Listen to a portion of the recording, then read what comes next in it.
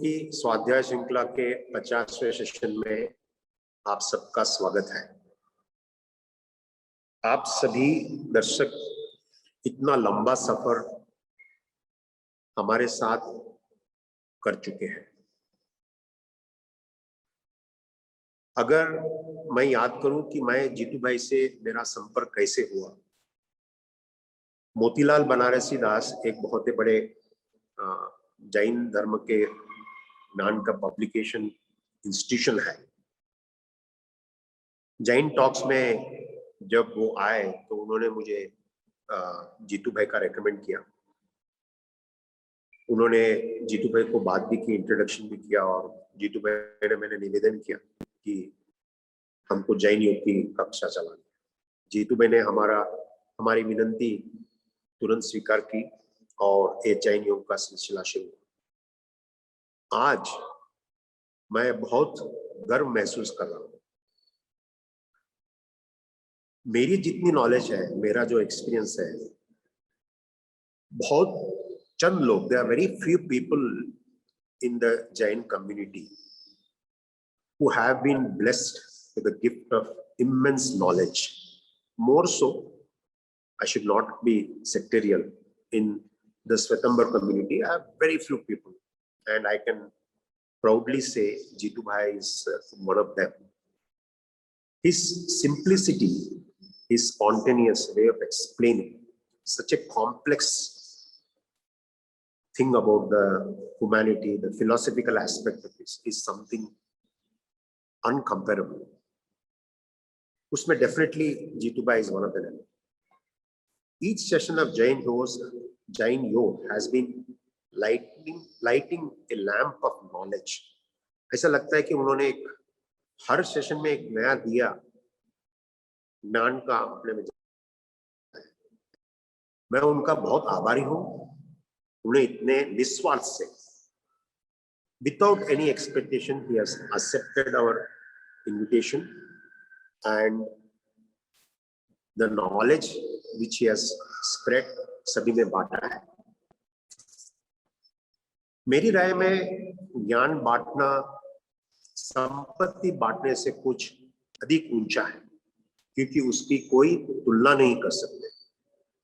संपत्ति बहुत लोगों के पास है, बट ज्ञान सिर्फ चंद लोगों के पास है, और वो भी निस्वार्थ भाव से। अगर कोई ज्ञान दे रहे हैं उसमें, I mean, you can't be more grateful than that. We are eternally grateful to Jeetu Bhai and hope he will continue this journey with Jain Foundation for the time immemorial. I really apologize for this disturbance in the background, and I request now Jeetu Bhai to come and address the Golden Jubilee of the Jain Yoga, which is 50th anniversary. Thank you so much. Jai Jagan. प्रणाम जीतू भाई। प्रणाम प्रणाम। नील भाई, मुझे बोलना है आप कि यस जीतू भाई, हम चाहते हैं कि जैन दर्शन और जैन योग को लेके आपके क्या विचार है, यानी आज के समय में इसकी क्या जरूरत है, ये लोगों को आप अवगत कराइए, ऐसा मैं चाहता हूँ। सो मैं इनवाइट करता हूँ आपको, और आप इसके ऊपर आपके विचार रखिए। प्रणाम। आज उपस्थित और जिन्होंने अभी तक जैन योग के इस सेशन में अलग अलग समय पर जो उपस्थित रहे हैं, आज भले ही उपस्थित नहीं है, उन सबको मैं प्रणाम करते हुए जैन फाउंडेशन, जिन्होंने बहुत कम समय में पूरे देश में और विदेश में ख्याति प्राप्त की है, जैन धर्म के विभिन्न पहलुओं पर तत्त विषयों के बड़े बड़े विद्वानों को आमंत्रित करके उनके विचार, उनके भाव, उनके भविष्य की कल्पना, भावी विचारधारा को प्रस्तुत करने का एक बहुत बड़ा प्लेटफॉर्म खड़ा किया। जैन फाउंडेशन ने कई उपलब्धियां हासिल की हैं। 1-1.5 साल में इतनी उपलब्धियां हासिल करना नामुमकिन है, लेकिन वो कार्य रमेश भाई ने और रमेश भाई की टीम ने हासिल किया है। इसलिए मैं रमेश भाई और उनकी टीम को बहुत बहुत धन्यवाद देता हूं। रमेश भाई ने जैसे बताया, मेरा और रमेश भाई का परिचय फोन पर हुआ। रमेश भाई के नाम से भी मैं परिचित नहीं था, किंतु जैसा उन्होंने बताया, मोतीलाल बनारसी दास, दुर्लभ भाई, LM सिंघवी आदि अनेक मित्रों ने रमेश भाई के ये जैन फाउंडेशन के बारे में मुझे आग्रह पूर्वक विनंती की थी कि आप इस पर आए और कुछ विचार व्यक्त करें। रमेश भाई का आग्रह था, भावना थी और जिज्ञासा भी थी। इन तीनों ने मेरा दिल जीत लिया। मैं जैन फाउंडेशन में आया, लेक्चर हुआ मेरा, और तत्पश्चात हमारी मैत्री, हमारे भाव गहन और गहन ही बनते गए।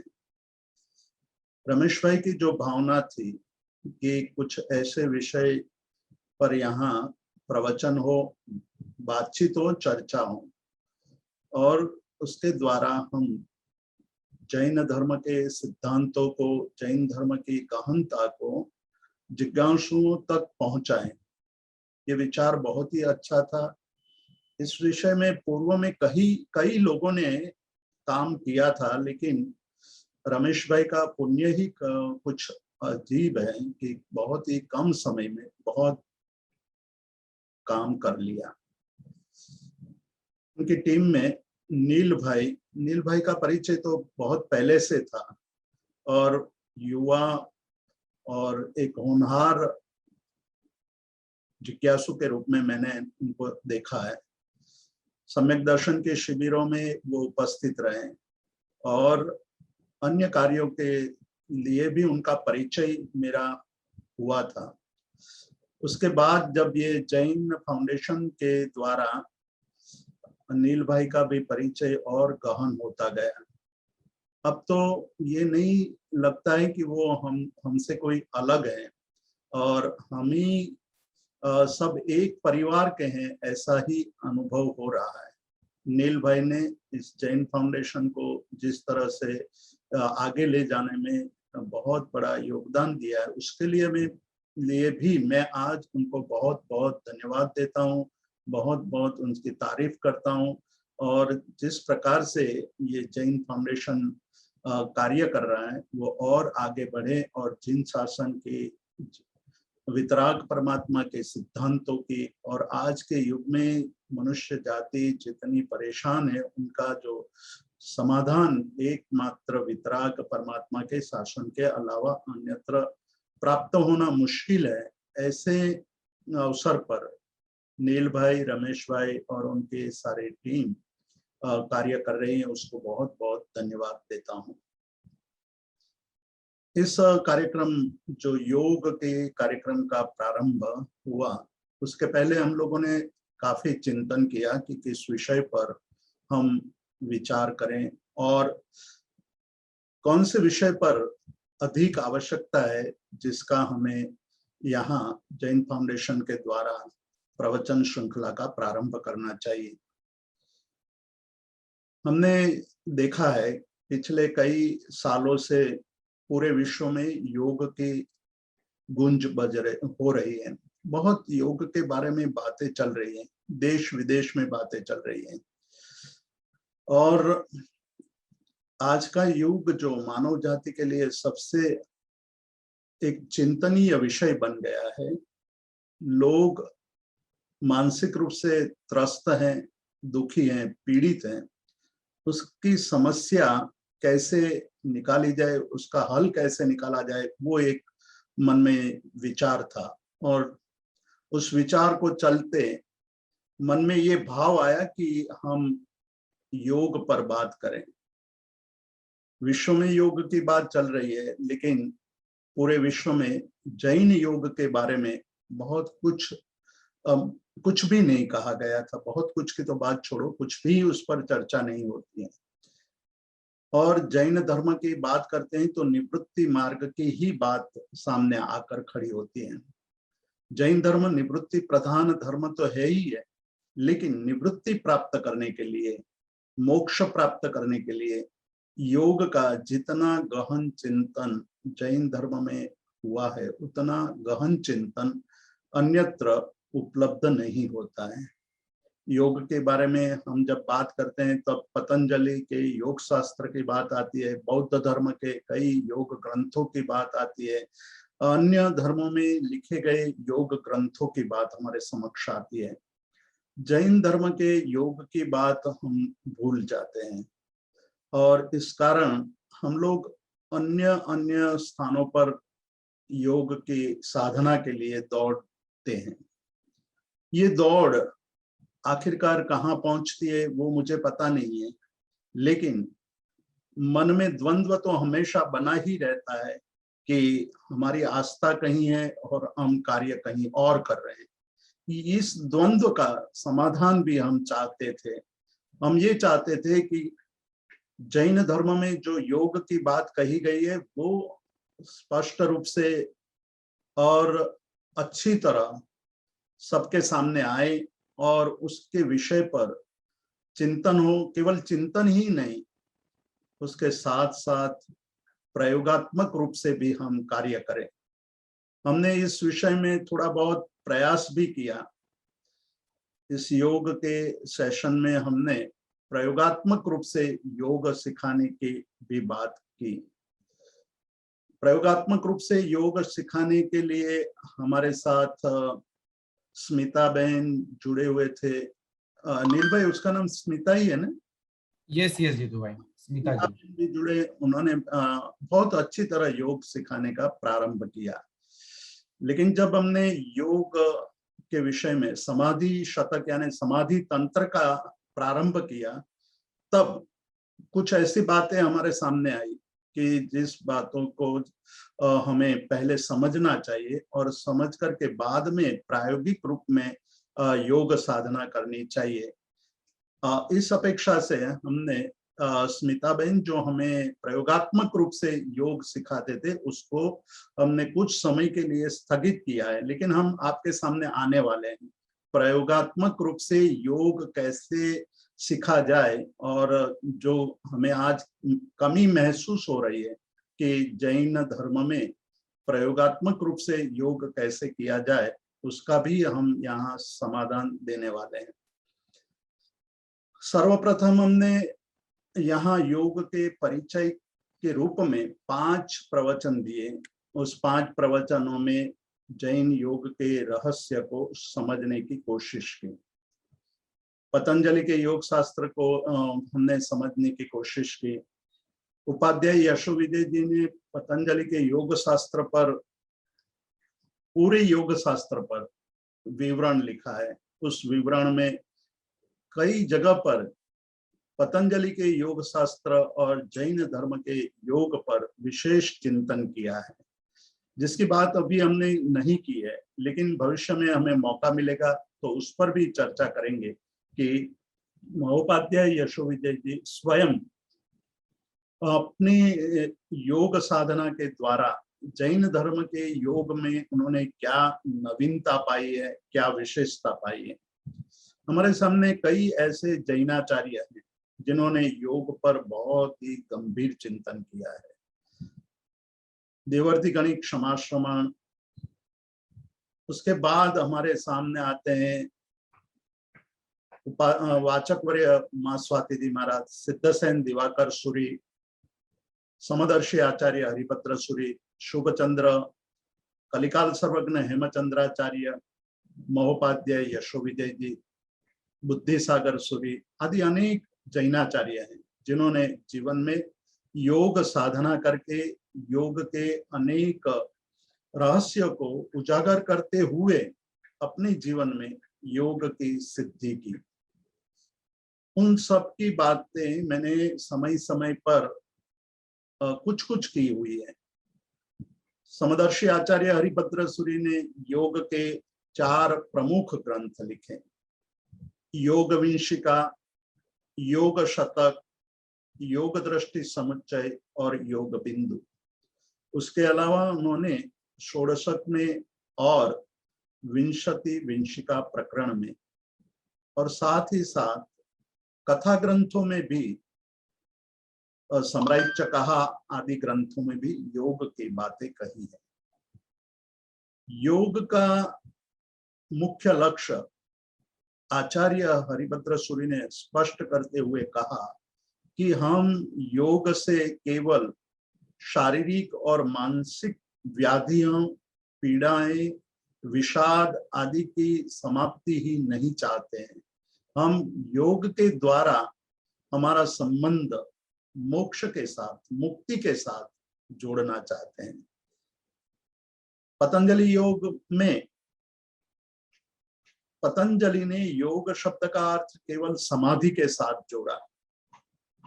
समाधि आवश्यक है, योग के द्वारा समाधि तक पहुंचना आवश्यक है, किंतु हम अपने पूरे जीवन को योग यानी कि मोक्ष के साथ जोड़ देते हैं तो हमारा पूरा जीवन बदल जाता है, क्रांति हो जाती है, जीवन में क्रांति होती है। प्रवचन केवल प्रवचन न रहे, प्रवचन सुनते ही हमारे जीवन में क्रांति की शुरुआत होनी चाहिए। वो आचार्य हरिभद्र सूरि का मुख्य लक्ष्य था। इसलिए उन्होंने योग की व्याख्या को बदलते हुए ये कहा कि योग शब्द युंज धातु से बना है। युंज धातु के दो अर्थ होते हैं, एक समाधि होती है, दूसरा योग का अर्थ है संयोग, जुड़ना। समाधि योग की एक स्थिति है, किंतु हमारे पूरे जीवन को हम यदि मोक्ष के साथ जोड़ देते हैं तो हमारा पूरा जीवन बदल जाता है। क्रांति लाने की जो एक दिशा है वो खुल जाती है। इस दृष्टि से आचार्य हरिभद्र सूरि ने पूरे योग शास्त्र को बहुत ही संक्षिप्त में केवल 20 गाथाओं में, प्राकृत भाषा में रची हुई 20 गाथाओं में ही योग के रहस्य को उन्होंने स्पष्ट किया। उस पर हमने शुरुआत में विस्तार से विवेचन किया, प्रत्येक गाथाओं पर विवेचन किया, प्रत्येक गाथा के अर्थ पर गंभीर चिंतन किया और हमने पाया कि योग जैन धर्म में कितना गहन और कितना सूक्ष्म रूप से कहा गया है। योग केवल तन और मन की तंदुरुस्ती के लिए नहीं है। तन और मन की तंदुरुस्ती के द्वारा हम आत्मा की तंदुरुस्ती, मतलब कर्म रहित, विकार रहित ऐसी स्थिति तक पहुंचने की हमें कोशिश करनी है। वो आचार्य हरिभद्र सूरि ने स्पष्ट किया। इसलिए योग को भाव के साथ भी जोड़ा और योग को भाव के साथ जोड़ करके एक नया आयाम दिया। कलिकाल सर्वज्ञ हेमचंद्र सूरि ने कुमारपाल महाराजा की विनंती से योग शास्त्र की रचना की। 12 प्रकाश में उन्होंने योग की व्याख्या स्पष्ट करते हुए वही बात कही जो आचार्य हरिभद्र सूरि ने की थी। उन्होंने 12वें प्रकाश में अनुभव प्रकाश, अपने अनुभवों की बात की, खुद के अनुभव की, योग साधना करते हुए उन्होंने जो अनुभव किए उस अनुभव की बात की और वो अनुभव भी अद्भुत थे। हम लोग इस बात को यहाँ इसलिए ले रहे हैं कि जैन धर्म में योग साधना थी। कलिकाल सर्वज्ञ हेमचंद्राचार्य स्वयं योग साधना करते थे। योग के द्वारा उन्होंने जो सिद्धियां प्राप्त की थी वो उन्होंने योग शास्त्र में लिखी हुई है। उसका मतलब है कि गहन योगी थे। कलिकाल सर्वज्ञ केवल ज्ञान के क्षेत्र में विशिष्ट प्रदान करने वाले एक जैनाचार्य थे, इतना ही पर्याप्त नहीं है। वो केवल राजाओं को प्रतिबोधित करने वाले जैनाचार्य थे, ये भी पर्याप्त नहीं है। कलिकाल सर्वज्ञ हेमचंद्राचार्य का परिचय पाने के लिए हमें योग शास्त्र का अनुभव प्रकाश नाम का 12वां जो प्रकाश है उसका भी अध्ययन करना चाहिए कि उन्होंने योग के विषय में अनुभव करते हुए क्या क्या पाया था। और इसलिए जब योग शास्त्र की रचना कर रहे थे तो शुरुआत में ही उन्होंने ये कहा था कि कहा है कि मैं ये योग शास्त्र की रचना किस आधार पर कर रहा हूँ। उन्होंने कहा कि मुझे परंपरा से कुछ प्राप्त हुआ था, वो मैं यहाँ बात करूंगा। मुझे शास्त्रों से जो जानने को मिला था वो बात मैं यहाँ करूंगा, और मेरे अनुभव के द्वारा मैंने जो प्राप्त किया है वो बात मैं करने वाला हूँ। तो ये एक बहुत ही महत्वपूर्ण बात कलिकाल सर्वज्ञ हेमचंद्राचार्य ने कही। ये प्रमाण है कि जैन धर्म में योग साधना का बहुत ही बड़ा महत्व था। प्रतिक्रमण स्वयं योग है, लेकिन आज हम प्रतिक्रमण को केवल एक विधि के रूप में मान करके उसी का अनुसरण करते आ रहे हैं। लेकिन जब उनके रहस्य को जानते हैं तो प्रतिक्रमण स्वयं योग बन जाता है, और उस योग के द्वारा मतलब प्रतिक्रमण को योग के साथ जोड़ करके प्रतिक्रमण करते हैं तो हमारे लिए एक बहुत बड़ी उपलब्धि हो जाती है। प्रतिक्रमण का जो अर्थ है वो हम अपने जीवन में पाते हैं, उसका हम अनुभव भी करते हैं। तो ये प्रतिक्रमण योग स्वरूप है। कलिकाल सर्वज्ञ हेमचंद्राचार्य ने योग शास्त्र के ये 12वें प्रकाश में अनुभव प्रकाश जिसका नाम है, उसमें चित्त की दशाओं की बात की है। उन्होंने साधना करते हुए क्या उपलब्धि होती है उसका इंगित किया है, मतलब केवल उनको उन्होंने एक इंगित रूप में, एक इशारा के रूप में हमारे सामने प्रस्तुत किया है। हमारे सामने जब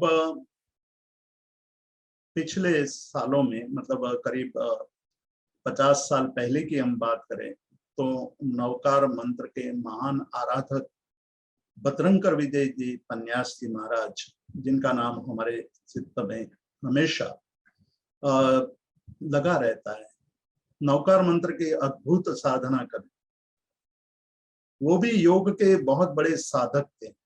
और योग की साधना करते हुए उन्होंने ये भी पाया था कि हर रोज रात को सोते वक्त आज्ञा चक्र पर ज्योति का दर्शन करना, और जो ज्योति का दर्शन करता है वो अपने मनोविकारों को शांत कर सकता है, नष्ट कर सकता है, नाबूद कर सकता है।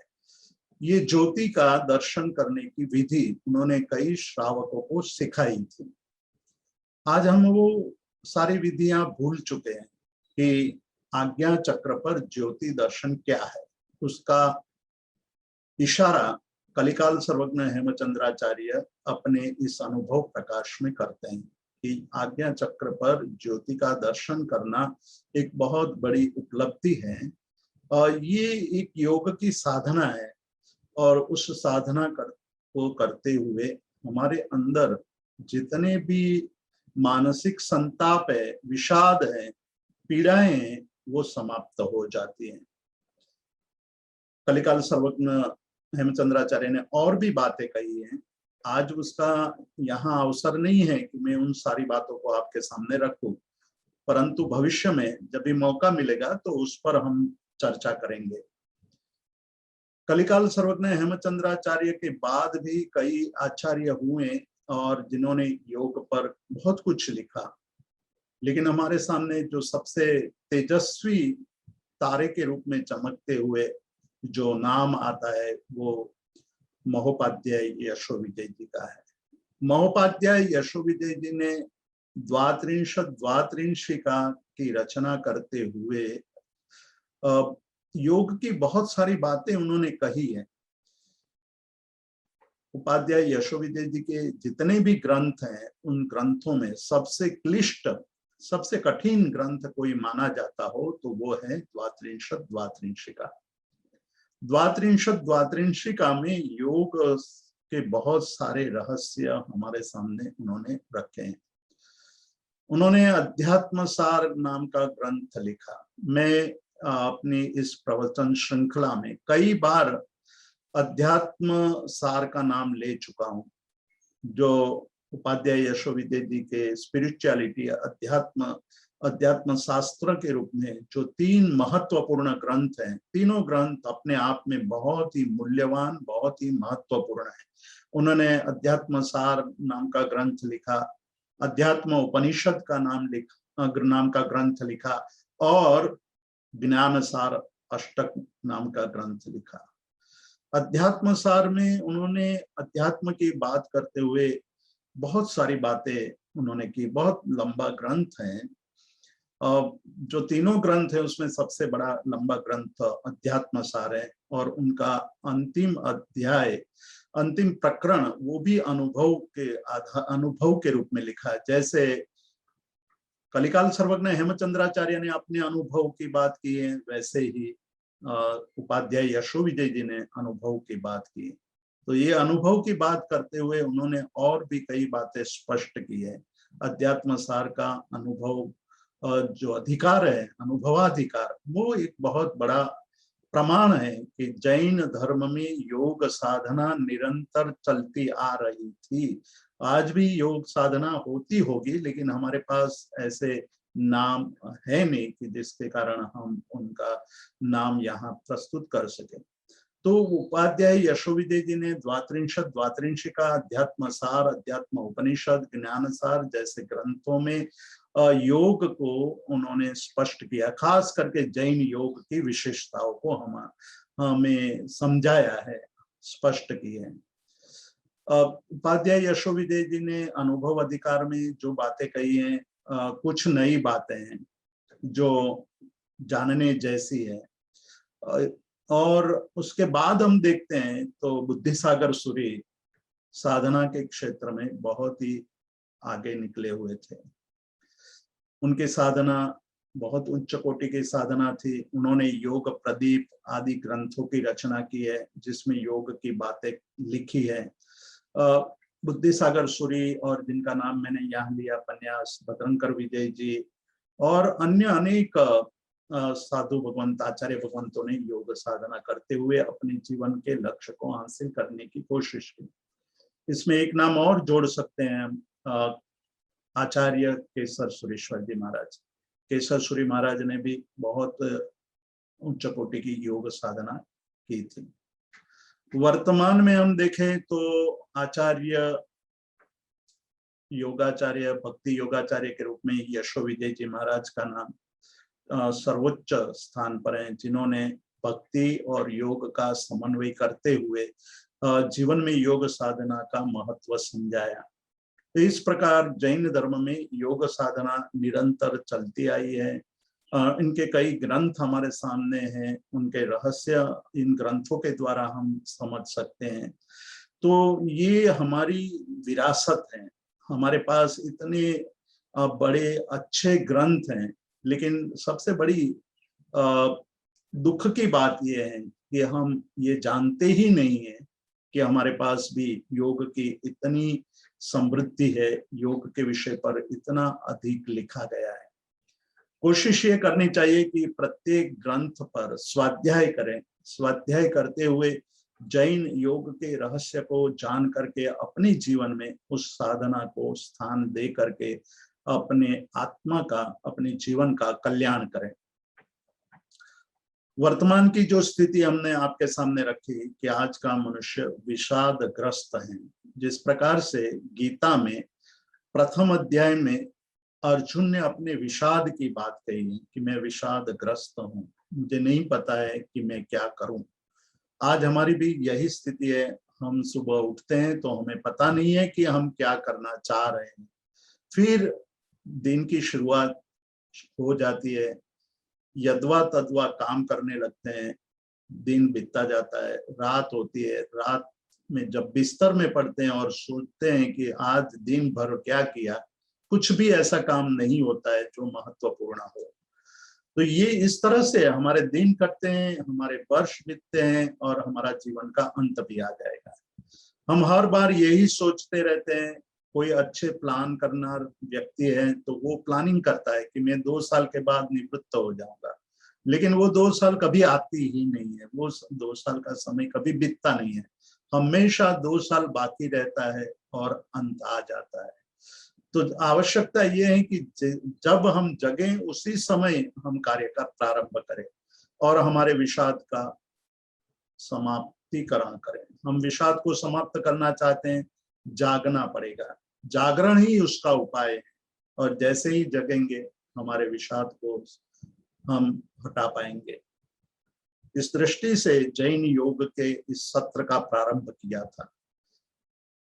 समदर्शी आचार्य हरिभद्र सूरि की योग विंशिका ग्रंथ पर हमने चिंतन किया। उसके बाद कई ऐसे नाम हमारे समक्ष थे, उसका स्वाध्याय प्रारंभ करने की बात थी।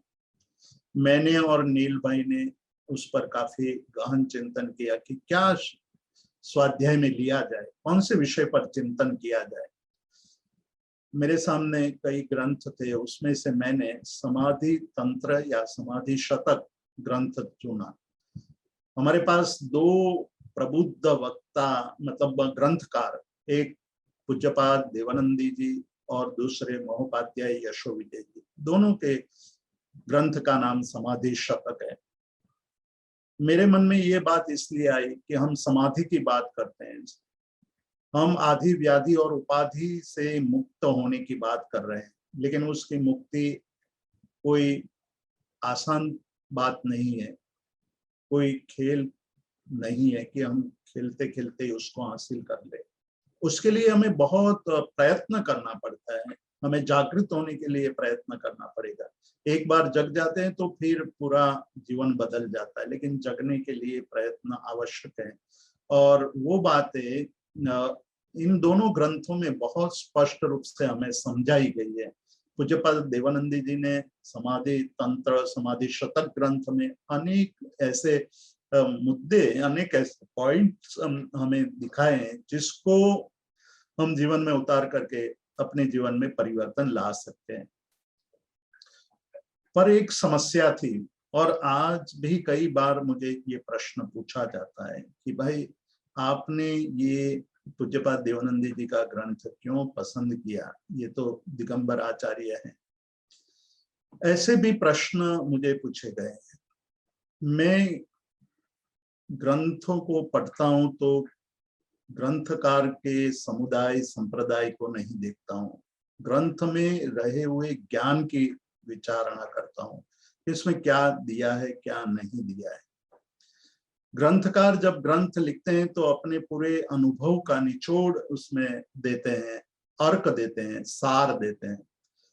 तो एक जैनाचार्य जिन्होंने समाधि पर जो सार दिया है उस पर चिंतन करना चाहिए, इस विचार से मैंने इस ग्रंथ का स्वाध्याय शुरू किया।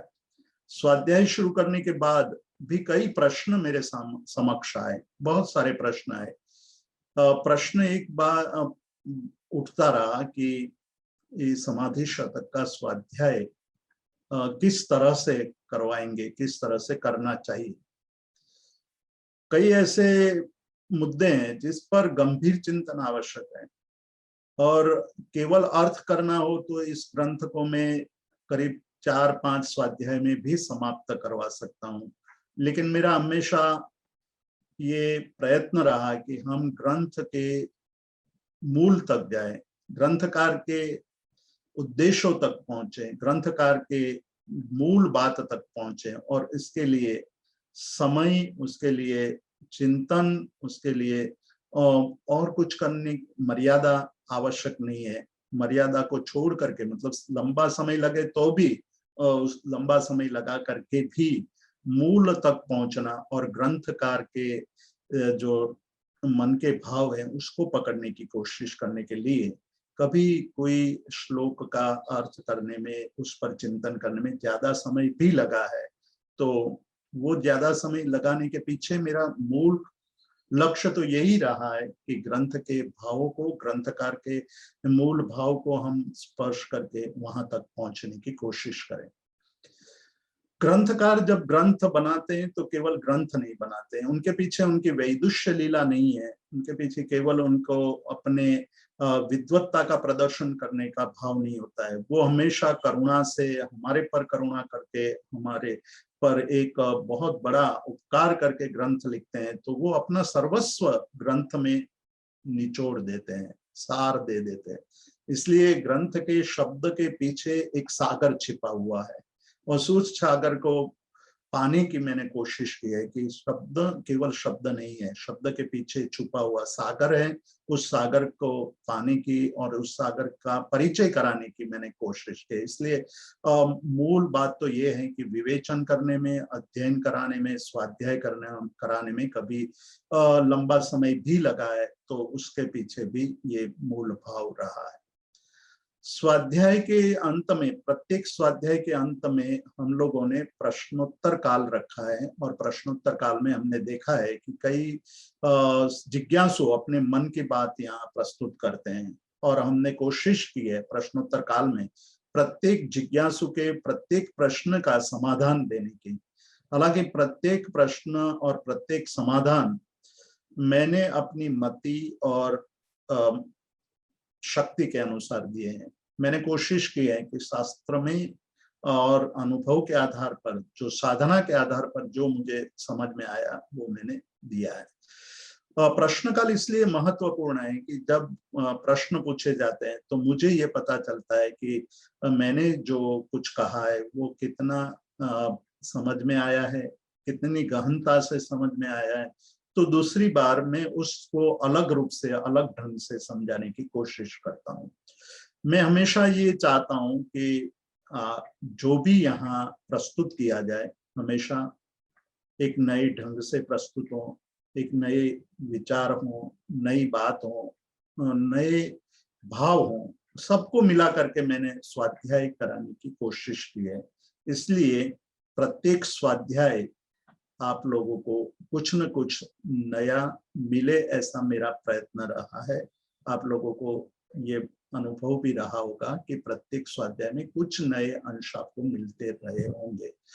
ये हमारी पद्धति रही, और इस पद्धति को रमेश भाई ने जैन फाउंडेशन के इस प्लेटफॉर्म से, इस माध्यम के द्वारा, और नील भाई ने इसका संचालन करते हुए एक मुझे मौका दिया है। मैं अपने आप को बहुत ही भाग्यशाली समझ रहा हूँ कि इस जैन फाउंडेशन के प्लेटफॉर्म से मुझे जैन योग के ग्रंथों का स्वाध्याय कराने का मौका मिला है। इस मौका मिला तो मेरा भी स्वाध्याय बढ़ा है, मेरी भी साधना बढ़ी है, मेरे भी आप लोगों से संपर्क करके मुझे भी ये आनंद हुआ है कि आप लोगों ने मेरी बात बहुत ही प्रेम से, शांति से, भाव से सुनी है। इसलिए मैं आप सबका भी आभारी हूँ।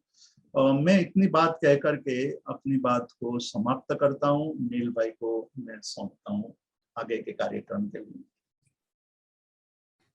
जी, thank you so much Jitu भाई। आपने आपकी जो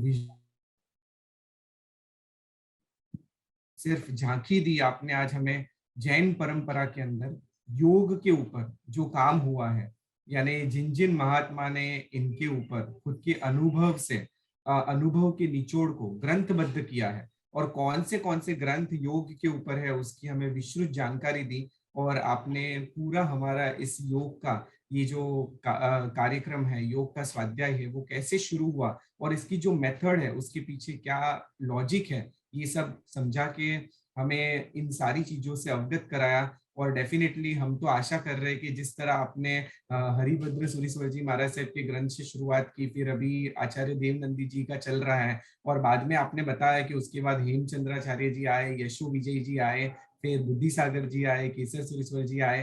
तो उसी प्रकार हम भी इस योग के स्वाध्याय के अंदर एक एक इन महात्माओं के ग्रंथों का स्वाध्याय निरंतर करते रहे, ऐसी मैं आशा रखता हूँ। और साथ ही साथ हमारे साथ जितने भी मित्र जुड़ते हैं हर रविवार को इस स्वाध्याय के अंदर, तो जीतू भाई वो भी कुछ कहना चाहते हैं आज 50वें योग के स्वाध्याय के अंदर। उन्हें भी इच्छा है कि हम भी कुछ कहे, और जीतू भाई ने हमें जो दिया है वो कितना अमूल्य है वो, और उससे उनको क्या क्या बेनिफिट्स हुए हैं वो एक्सप्रेस करना चाहते हैं। तो अगर आपकी अनुमति हो तो मैं कुछ विद्यार्थियों को, कुछ मित्रों को यहाँ म्यूट करना चाहूंगा। हाँ जी, जरूर जरूर। हाँ जी जी जी भाई। महेंद्र भाई आप अनम्यूट कर सकते हैं।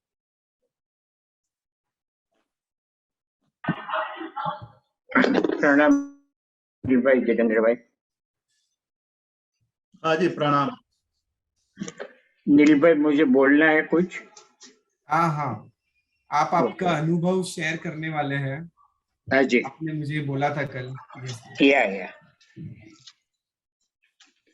जैन फाउंडेशन द्वारा आयोजित जैन योग के अंतर्गत स्वाध्याय की श्रृंखला में ये 50वां स्वाध्याय है जैन योग द्वारा, जिसमें हमें आचार्य भगवंत हरिभद्र सूरी जी का योग शास्त्र का ग्रंथों में से योग विंशिका के स्वाध्याय और पूज्यपाद देवानंद जी सूरी का समाधि शतक जैसा गहन विषय में इस श्रृंखला में जितेंद्र भाई, पंडित वर्य जितेंद्र भाई ने हम जैसे बाल जीवों की भी समझ में आए ऐसी सरल भाषा में स्वाध्याय करके हम सब मुमुक्षु और साधकों पर बहुत बड़ा उपकार किया है।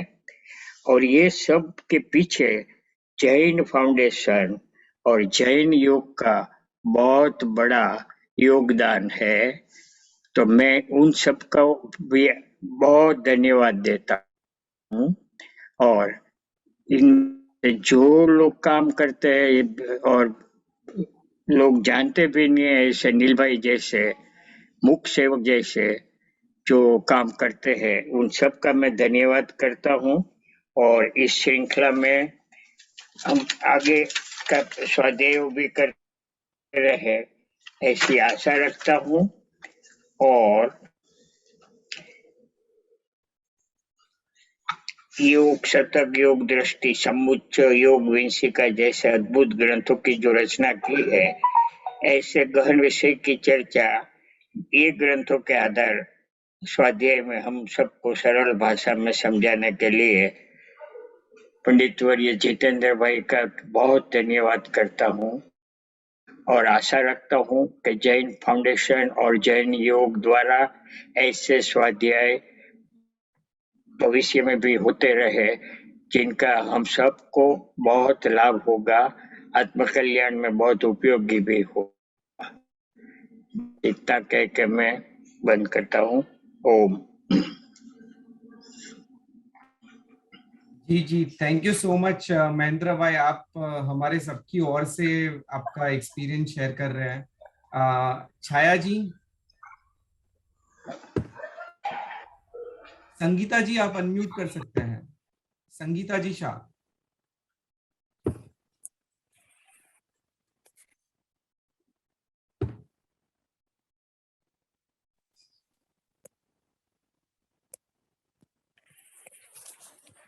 संगीता जी, संगीता जी यस। हमारे साथ न्यूजीलैंड से जुड़े हैं, वो भी आज 50वें सेशन पे कुछ कहना चाहते हैं, सो मैं उन्हें अनम्यूट करता हूँ। प्रणाम। एक्चुअली कहने के लिए तो कुछ शब्द ही नहीं है, पर इतना अधिक आत्मविकास हो सकता है, इसकी कल्पना भी नहीं कर सकते हैं। क्योंकि जो उनका सिखाने का, जो लेक्चर देने का जो तरीका है, वो रियली मतलब माइंड में असर कर जाता है।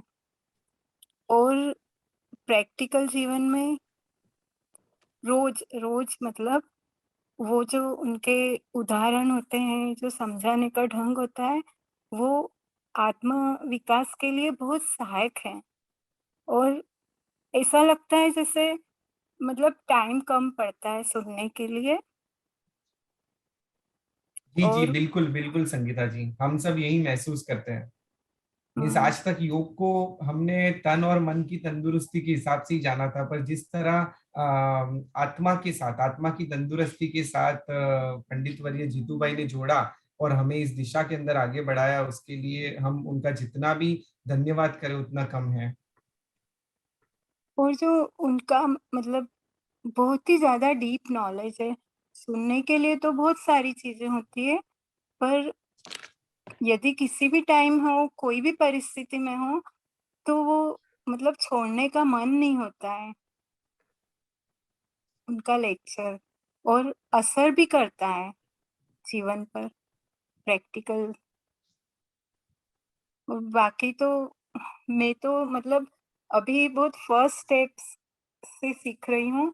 मतलब सीख तो मतलब सुन तो बहुत दिनों से रही हूँ, पर जो और भी साधक हैं जो सुनने वाले हैं उनके उनके जितना तो मुझे अभी नॉलेज नहीं है। पर रियली आई लाइक इट। मुझे मिस करना अच्छा नहीं लगता है। और वो जो उनकी जो मतलब एग्जाम्पल्स होते हैं, जो उनकी बातें होती है, मतलब वो रियली मतलब हर पल जैसे करते समय ऐसा लगता है कि नहीं ये नहीं, ये मतलब ये चीज ये करना चाहिए, ये जीवन में उतारना चाहिए बस। जी जी। और really very excellent. I have no words to explain. उनको बहुत बहुत प्रणाम और बहुत बहुत धन्यवाद आप सभी लोगों आपको, मतलब जैन फाउंडेशन, नील भाई और सर को तो कोई मतलब उन उनके लिए कोई शब्द ही नहीं है कि इतना उन्होंने जीवन में सुधार कर दिया। रियली एकदम पूरा स्वभाव ही चेंज हो गया है, नेचर एकदम चेंज हो गया है उनके लेक्चर सुन सुन के।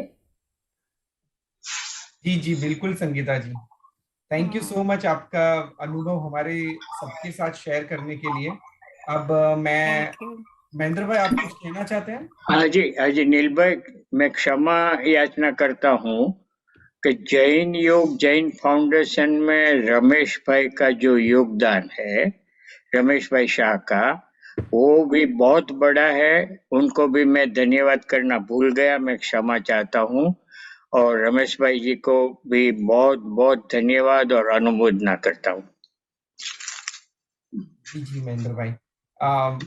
आशा जी, आशा जी आप अनम्यूट कर सकते हैं। हमारे साथ मुंबई से आशा जी जुड़े हैं। प्रणाम जीतूभाई। जैन योग की पहचान only I speak in Gujarati only. Jain યોગની ઓળખાણ જીતુભાઈથી થઈ. ફર્સ્ટ ટાઈમ જ્યારે મેં સાંભળ્યું, બધા યંગસ્ટર્સ આમાં જોઈન થયા છે, બહુ જ આનંદ થયો. અને આ માધ્યમ દ્વારા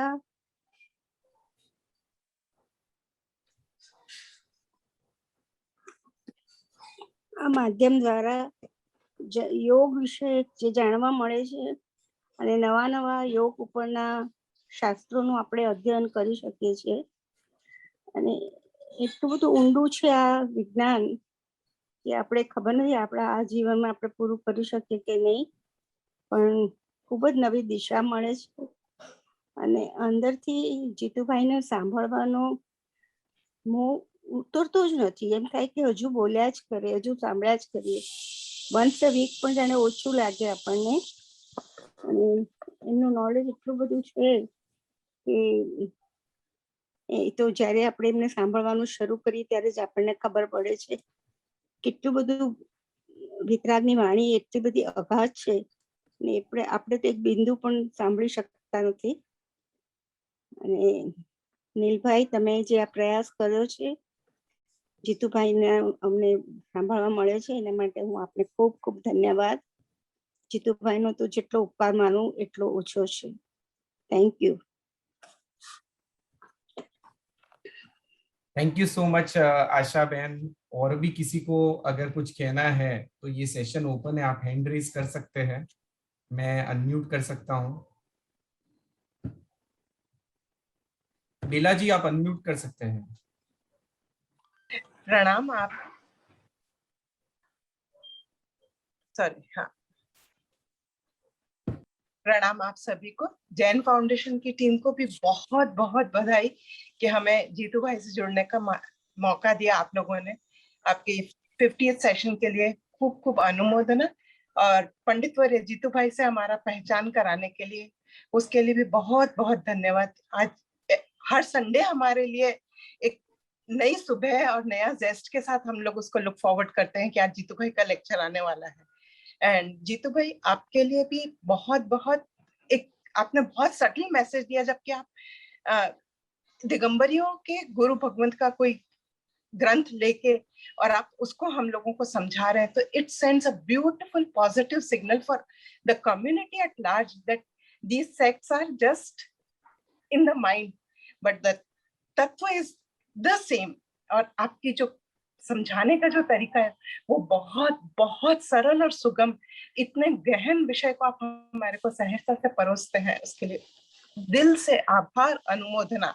और हम चाहेंगे कि हम इस पूरी श्रृंखला के द्वारा हमारे आत्मिक विकास की सीढ़ियां उत्तरोत्तर चढ़ते चले जाएं। और वंस अगेन आप सभी को बहुत बहुत आभार, और जैन फाउंडेशन आपका भी बहुत बहुत आभार। Thank you. Thank you so much Bela ji. और किसी को कुछ कहना है तो आप हैंड रेज कर सकते हैं। छाया बहन डिस्कनेक्ट हो चुके हैं, उनको कुछ कहना था, बट वो जुड़े तब तक अगर किसी को कुछ कहना है तो आप हैंड रेज कर सकते हैं।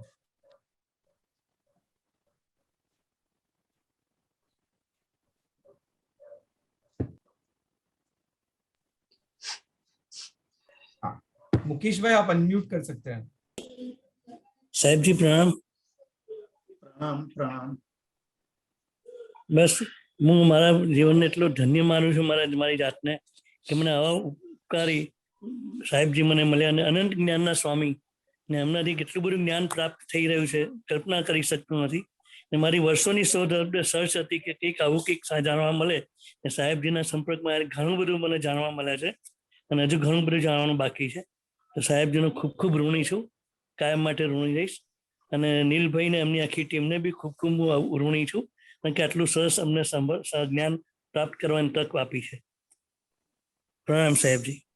प्रणाम प्रणाम।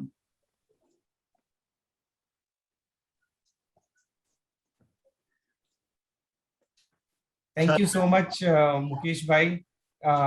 સો જીતુભાઈ, આ બધા લોકોએ આજે એક્સપિરિયન્સ શેર કર્યો છે અને डेफिनेटली जितना पण લોકો જોડાય છે આ સ્વાધ્યાયમાં, जितने भी लोग जुड़ते हैं इस स्वाध्याय के अंदर, सब लोग का कुछ ऐसा ही अनुभव रहा है। हम सब अनुभव करते हैं कि संडे कब आए और कब हमें नई बात जानने मिले।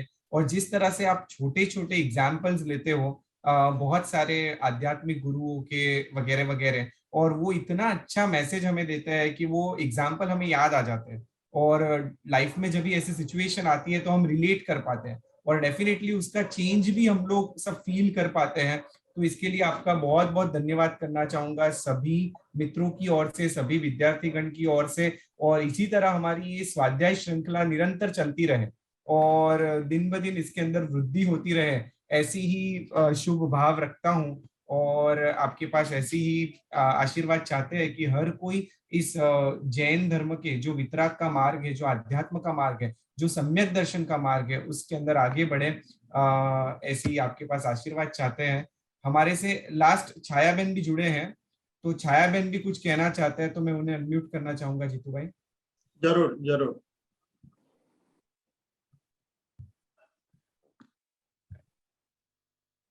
कर सकते हैं। हाँ, મારું તો બહુ સદભાગ્ય છે કે જીતુભાઈ સાથે મારે બહુ વર્ષોથી પરિચય છે અને એમાં દરેક વર્ષે એમના વિવિધ એકબીજાથી ચડિયાતા સ્વરૂપો મેં જોયા છે। સૌ પ્રથમ તો અમારા જીવનમાં એક જ્ઞાનદાતા તરીકે પ્રવેશ્યા। ગુજરાત વિદ્યાપીઠમાં જ્યારે જૈન દર્શનમાં MA કરતા હતા અમે, ત્યારે અમારા શિક્ષક તરીકે તેઓ આવ્યા। ત્યાર પછી ઇન્ડોલોજીમાં દર બુધવારે બહેનોના ક્લાસમાં યશો વિજયજી ઉપાધ્યાયની સજ્જાએ સમજાવતા હતા। મારું તો એટલું સદભાગ્ય કે એ જયારે સાધ્વીજી ભગવંતને વાંચના આપતા હતા ત્યારે પણ મને જવા મળતું। આ સમયમાં દરેક સંદેહોને એ છિન્ન ભિન્ન કરી નાખતા અને વિષયને એવો સરસ ખોલીને બતાવતા કે અમારા મગજમાં ઉતરી જતો। મારા જીવનમાં તો એમને પથદર્શક તરીકે પણ કામ કર્યું છે। જ્યારે વિદ્યાપીઠમાં મને પહેલી વાર વિઝિટિંગ પ્રોફેસર તરીકે નિમણૂક કરી ત્યારે તેઓ ત્યાં હતા અને મને સામે ચાલીને કીધું કે તમે પહેલું લેક્ચર લો અને હું સામે બેઠો છું, સાંભળું છું। મારા જીવનની આ એક ધન્ય ફળ હતી। અને આનાથી પણ વધુ સૌભાગ્ય મારું એ હતું કે જ્યારે વિદ્યાપીઠમાંથી વિદ્યા વાચસ્પતિની પદવી લેવાની હતી, એનો મહાશોધ નિબંધ તૈયાર કરવાનો હતો, ત્યારે હું જીતુભાઈ પાસે ગઈ, એમને ગાઈડ થવાની હા પાડી દીધી અને ત્રણ વર્ષની અમારી મુસાફરીમાં એટલું બધું શીખવાડ્યું કે જીવન ધન્ય બની ગયું. અને સૌથી વધુ તો આ સમાધિ શતકમાં એમને જીવનના પદદર્શક બન્યા. આ અંતરમાં રહેલા કેટલા ક્લેશોને એમને શાંત કરી આપ્યા, પર આવતા જીવનનું ભાથું બાંધી આપ્યું અને જીવનમાં પરમ શાંતિનો અનુભવ કરાવ્યો. આના માટે એમનો જેટલો ઉપકાર માનું એટલો ઓછો છે. મને એક વસ્તુ અંતમાં કહેવાનું મન થાય છે કે શબ્દોથી સંઘરેલા લેક્ચરો તો ઘણા સાંભળવા મળશે, પણ કાશીમાં જઈને ષડદર્શન ભણેલા એવા જીતુભાઈની પાસે જે ઊંડાણ છે, આધ્યાત્મિકતાનો જીવનમાં પણ જે રંગ છે, એ કદાચ ભારતભરના કોઈ શ્રાવકમાં જોવા નહીં મળે. ખરેખર અમે ભાગ્યશાળી છીએ કે આમાં આના પાઠ બની શક્યા છીએ. જૈન ફાઉન્ડેશન અને નીલભાઈનો પણ જેટલો આભાર માનીએ, અન્ય જે કાર્યકર્તા હોય એ સર્વનો ખૂબ ખૂબ આભાર માનીએ છીએ. જીતુભાઈ પાસે આવા અનેક વિષયો તૈયાર કરાવશો તો અમને બધાને ખૂબ લાભ મળશે. મને બોલવાની તક આપી એ બદલ ખૂબ ખૂબ આભાર. Thank you so much Chhayaben. તમે પણ અમારા મનના ભાવો એક્સપ્રેસ કર્યા છે અને डेफिनेटली बेला जी की रिक्वेस्ट पण आई है. जीतू भाई उनकी रिक्वेस्ट भी आई है कि सेशन की फ्रीक्वेंसी बढ़ाई जाए. जीतू भाई से रिक्वेस्ट की जाए कि एक की जगह पे 2 सेशन हो या सेशन की ड्यूरेशन में अगर कुछ बढ़ोतरी हो तो हमें बहुत आनंद होगा. सो उनकी बात भी हमने ध्यान में रखी है. आपसे इसके ऊपर विचार विमर्श करेंगे और कैसे अनुकूलता हो सके उस हिसाब से हम सभी को अवगत कराएंगे. So thank you so much for joining 50th session. और मैं सभी से कहना चाहूंगा कि आज के 50वें सेशन के अंदर हम इस जैन योग के मंच को जितना बढ़ाने के लिए प्रयास कर सके उतना हमें बढ़ाना चाहिए. यानी हमें जो ये अमूल्य ज्ञान मिला है वो हम सभी लोगों तक कैसे पहुंचा सके. क्योंकि आप देखिए कि जीतू भाई की एक विशेषता ये है कि आप कोई भी लेक्चर ज्वाइन करोगे तो आपको ऐसा नहीं लगेगा कि मेरा प्रीवियस कुछ मिस हो गया है. यानी आपको हर सेशन के अंदर उनकी जिस तरह समझाने की शैली है वो नया भी जुड़ सकता है और प्रीवियस जो रिकॉर्डिंग है उसको एक्सेस करके जो मिस हुआ है उसे भी वो वापस प्राप्त कर सकता है. सो मैं सभी से कहना चाहूंगा कि आज के 50वें सेशन के अंदर हम सब डिसाइड करें कि हमारे सभी के साइड से इस जैन योग के प्रचार प्रसार में कुछ इनपुट दिया जाए और हम जितने लोगों को इसके अंदर जोड़ सके और एक बड़ा मंच बनाए जैन योग का. और जिस तरह जैन योग यानी कि योग शब्द इतना फेमस हुआ है और उसको शारीरिक और मानसिक स्वास्थ्य के हिसाब से ही देखा जाता है, उसको लोगों तक पहुंचा है कि योग का जो अल्टीमेट गोल है वो है आत्मिक तंदुरुस्ती, आत्मा का स्वास्थ्य. और जीतू भाई हमें उस मार्ग की ओर आगे बढ़ा रहे हैं और उसकी डिटेल में समझ दे रहे हैं. तो हम जितने लोगों को जोड़ सके उसको उनको जोड़ने का इसमें प्रयास करें तो ही आज हमारे ये जो सेशन की सार्थकता रहेगी और आगे हम 50, 100, 150, 200 सेशन तक आगे बढ़ते ही रहे. और जितने जितने भूतकाल में महात्मा होके गए हैं, जिन्होंने योग की साधना की है, जिन्होंने ये अनुभव अमृत पाया है और उनके अनुभव को जिन्होंने ग्रंथबद्ध किया है, जिस ग्रंथ के माध्यम से हम ये सब जान पा रहे हैं, वो सभी ग्रंथों का निरंतर स्वाध्याय चलता ही रहे और ये अखंड धारा चलती रहे. ऐसी शुभ कामना से आज के सेशन के हम विराम की ओर बढ़ेंगे. पर उससे पहले मैं जीतू भाई को पुनः इनवाइट करना चाहूंगा. और जीतू भाई भी ये जो समाधि शतक ग्रंथ है हमारा स्वाध्याय नेक्स्ट संडे से रेगुलर पुनः चालू हो जाएगा और हम जीतू भाई हमें बताएंगे कि कितनी गाथा हमारी हो चुकी है और अब कितना बाकी है और आगे जस्ट थोड़ा जिस देंगे कि आगे हम क्या क्या सीखने वाले हैं. सो मैं जीतू भाई को इनवाइट करना चाहूंगा. हम धन्यवाद नील भाई और सभी को मैं धन्यवाद देता हूँ. पूज्यपाद देवानंदी जी विरचित समाधि शतक और हम साथ साथ में महोपाध्याय यशोविजय जी विरचित समाधि शतक की तुलना भी करते जा रहे हैं. यह ग्रंथ अपने आप में एक विशिष्ट ग्रंथ है। बहुत सारी बातें अभी बाकी हैं। हम बहुत सारे नए पॉइंट्स देखने वाले हैं जो हमारे जीवन में बहुत ही परिवर्तन ला सकते हैं। ऐसे पॉइंट्स हैं। पूज्यपाद, जैसा हमने देखा कि पूज्यपाद का अर्थ है इंद्र भी जिनके पैरों की, जिनके चरणों की पूजा करते थे, ऐसे महान आचार्य देवानंदी जी विरचित ये समाधि शतक बाह्य, बहिरात्मा, अंतरात्मा और परमात्मा तीन अवस्थाओं पर, और तीनों अवस्था में से सबसे श्रेष्ठ शिखर है वो परमात्मा है। परमात्मा तक पहुंचने का मार्ग कैसा हो सकता है और किस तरह से हम वहां पहुंच सकते हैं, उसके अलग अलग मार्गों की चर्चा हम आने वाले स्वाध्याय में देखेंगे। और पूज्यपाद देवानंदी जी उनके कई तरीके बताने वाले हैं। अभी जो हम बात कर रहे हैं वो अंतरात्मा और अंतरात्मा से परमात्मा तक पहुंचने की।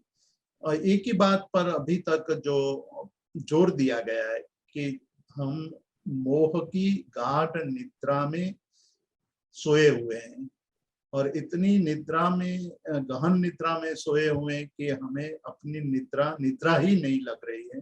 हम ऐसा मान रहे हैं कि हम जगे हुए हैं, हम जग रहे हैं और जग कर काम कर रहे हैं। लेकिन शास्त्रज्ञ पूज्यपाद देवानंदी जी कहते हैं कि ये भी मोह की गाढ़ निद्रा है, उसमें से मुक्त होना है, जगना है। जगने के लिए हमें थोड़ा सा प्रयत्न करना है, वो है ज्ञान दीप जलाने की बात। जब ज्ञान का दीप जलेगा, अंतर में प्रकाश होगा, तो अंतर में जो प्रकाश होगा वो अपना प्रकाश होगा। जो अपने प्रकाश से प्रकाशित होता है वो बहुत आगे निकल जाता है। जो दूसरे के प्रकाश पर भरोसा करता है वो फंस जाता है, क्योंकि दूसरे का प्रकाश कभी भी बुझ सकता है, कभी भी नष्ट हो सकता है।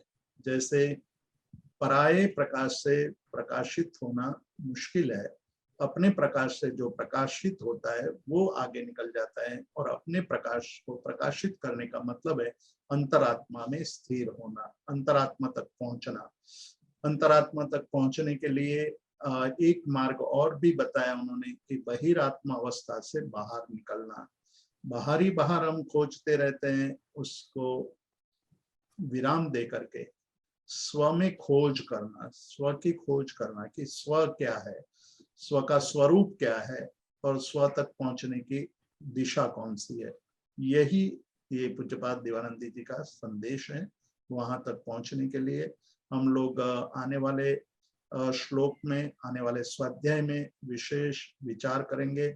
मैं पुनः रमेश भाई का, नील भाई का, जैन फाउंडेशन का आभार व्यक्त करता हूँ। आज की मेरी बात को मैं समाप्त करता हूँ।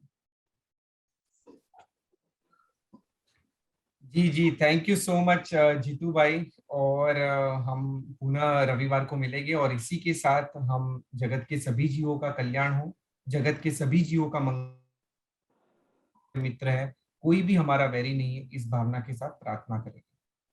अणु परमाणु शिव बनी जाओ, आखा विश्वनु मंगल थाओ, सर्वे जीवो मोक्षे जाओ। कामेमि सव्व जीवे, सव्वे जीवा खमन्तु मे, मित्ति में सव्व भुवेषु, वैरम मज्जन केणै। सर्वथा सौ सुखी थाओ, पाप ना कोई आचरो, राग द्वेष थी मुक्त बनीने, समता सौ समाचरो।